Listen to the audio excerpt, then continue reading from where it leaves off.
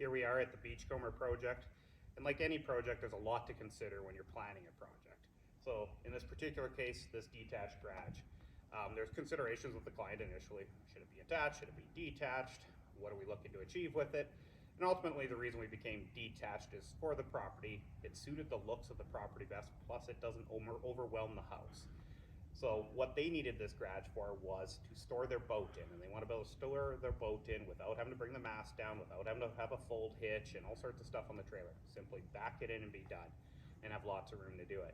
So when you're considering that, things like overhead door size, the width, the height, the ceiling heights, the depth of the garage, it's all very important because boats come in many different sizes. So we have to understand what we're dealing with to be able to plan that garage properly.